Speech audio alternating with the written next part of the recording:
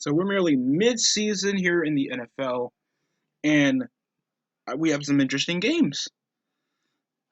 Undefeated teams go at it at 1 o'clock. There should have been a freaking 4 o'clock game for these two great teams. Pittsburgh Steelers go against for the Tennessee Titans. Lions go to the Falcons.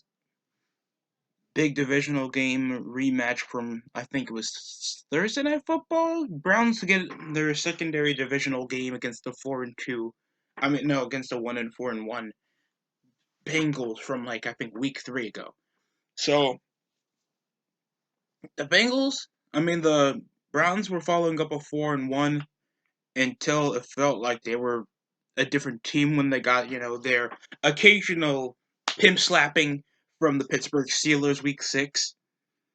And I'm already happy enough. We just came off a disgusting loss against Miami, and I have more confidence after we had our primetime game against the Rams, where it looks like we were containing Aaron. We were containing Aaron Donald off combo blocking, insane blocking, picked off Goff. We contained Cooper Kupp. It looked like we were just doing the right things in the right time, and we finished them up leading like scoreless in the fourth quarter, 16-24. And it's good enough. I'm happy. I'm happy we're at least 500 now. We're in the most competitive division right now. Because look what we have. Seattle Seahawks obviously divisional favorite. Uh, we're still a consistently defensive, competitive team with some on and off points on our offensive stride.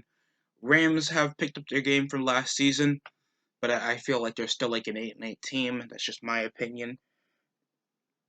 Arizona is with one loss. That's a crazy development from like what's what's really on a rebuilding structure to having a younger, improving secondary core, a great offense.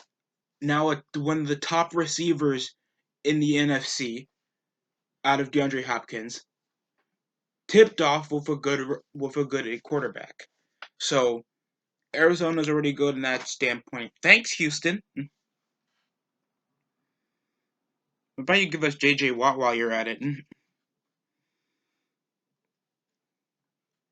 But it's a bit tough to call who could win that game. We obviously have the Jets, Bills. The Bills are 4-2, coming off a tough loss against Kansas, and the Jets are winless. They're 0-6 to start up the season, nearly midway in, and you're telling me that they're winless. By God, dude, it's just becoming a religion now. It's in back a couple of years, we could have been like, oh, it's a tank game, thank God. No, they're 4-2, best defense still in the NFC, in the AFC East. Great rushing team. Josh Allen can sometimes pass accurately. I'm not saying that he always get the ball where you need it. And they're coming off a 24-0 loss to Miami. And I think that was when Tua Tagovailoa was starting. And I was a bit conflicted. It's like, so you're telling me above 500, picking up 2 straight wins, Ryan Fitzpatrick going for career-defining touchdowns and passing yards, and he beat the 49ers, the NFC champions, over double digits and over nearly a 30-point deficit. And I understand it's nearly half of the season done, and you want to try to get your rookie some minutes, but I don't think it was time to get rid of him. It's like, come on, the Chiefs are about to hit off the playoffs back in 2017, but they didn't stop Patrick Mahomes until they faced the freaking Broncos in week 17. I think that was a ridiculous call to be made, in my opinion. And it didn't beat the Chiefs. It didn't bite the Chiefs anywhere. Still, though, I think that was a costly decision, all because the veteran quarterback was playing really well. Uh, and this coming from a former Jet, that he was producing. And the only time they thought it was his team when he played for occasionally Buffalo. I thought it was his team when he was playing for New York, when he nearly had him hitting wild card if it wasn't for a Week 17 loss against the Bills. So that's my opinion.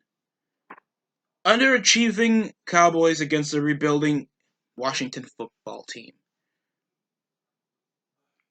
Cowboys followed up Week 5 against the Giants with the loss of Dak Prescott. Now they come with a big loss again.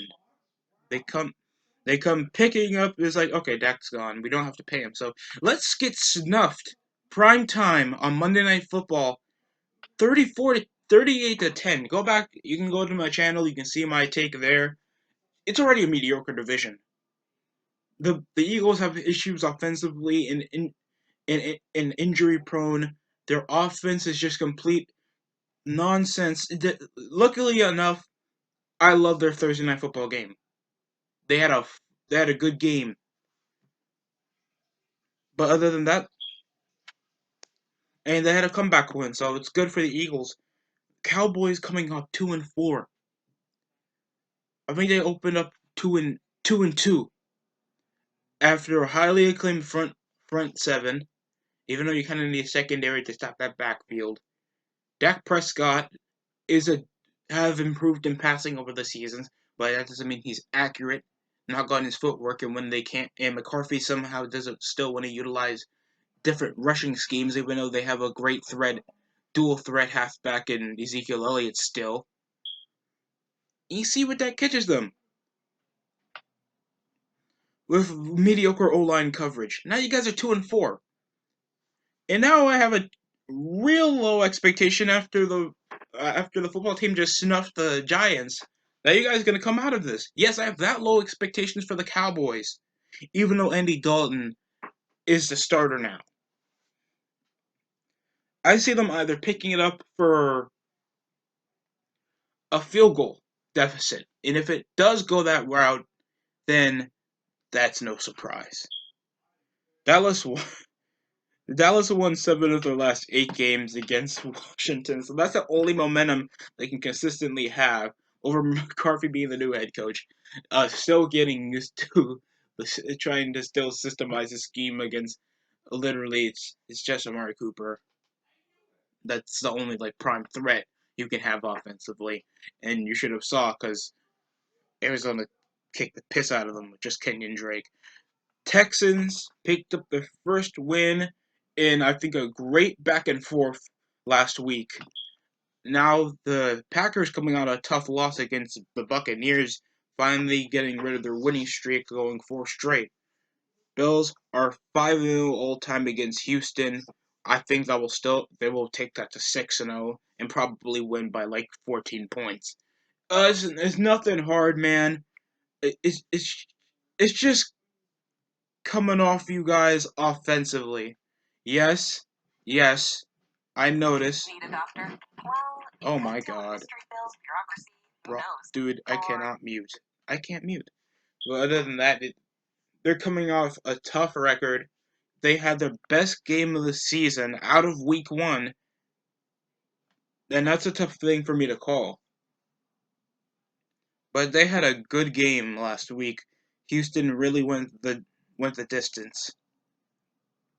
I can say less about the Packers because they lost by the same score differential from Dallas and Arizona. So hopefully they come out of that one because it felt like they couldn't do a thing. Their back and forth game they had with Tennessee was great, but it ended off weak-handed play calling. And speaking about weak-handed play callings, I want to make over a complaint. Over a comeback drive. And I'm merely forgetting the team. Over a comeback drive, Washington football team 19-20 against the New York Giants. and this is coming off nearly picking up a big close game if it wasn't for a comeback drive of Carson Wentz.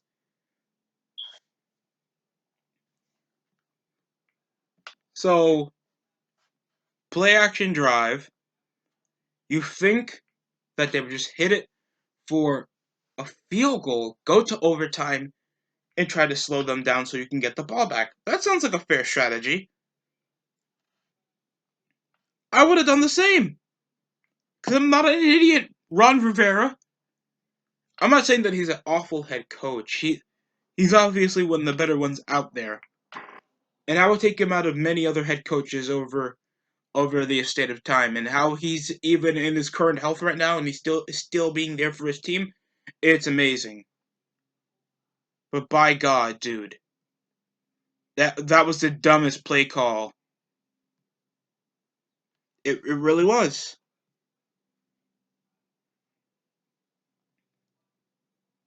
And it was coming off a Kyle Allen play action touchdown over to Sims.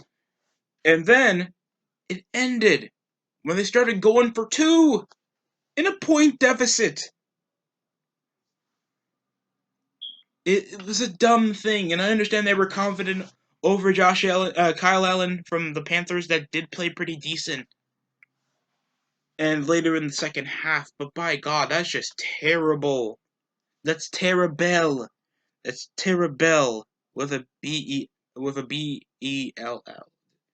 Kyle Allen did play pretty good, an interception, but 2 touchdowns, 280, 31 of 42. Obviously, better numbers than he did the latter half of the season with the Panthers. His sophomore year. And I was coming off his third season being back up because Dwayne Haskins is a freaking idiot. Oh God. By the way, Lions are in action. I think so are the Jags. Coming off a 34-16 loss where it felt like the only good play the Jaguars had was a scrambling 24-yard carry touchdown by Gardner Minshew. Everything else was fair game. Adrian Peterson, red zone touchdown. I think we had two off DeAndre Swift, and it just felt like they couldn't do a damn thing that Matthew Stafford went up for an 11-yard carry. It felt like the secondary couldn't do crap, and Gardner Minshew couldn't get a deep ball to save his life. Welcome to the life of a Jaguar starting quarterback. You think his first season was pretty good? Keep those expectations high for next season. See what that does for you. Look at that. 2017 was such a freaking fluke. Not even like your sophomore quarterback coming out of a decent season could do something about it.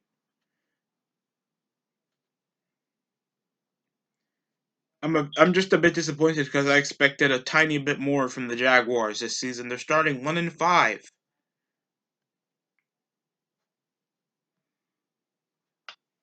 Browns coming off a 7-38 loss against the freaking Steelers like no one's business, man.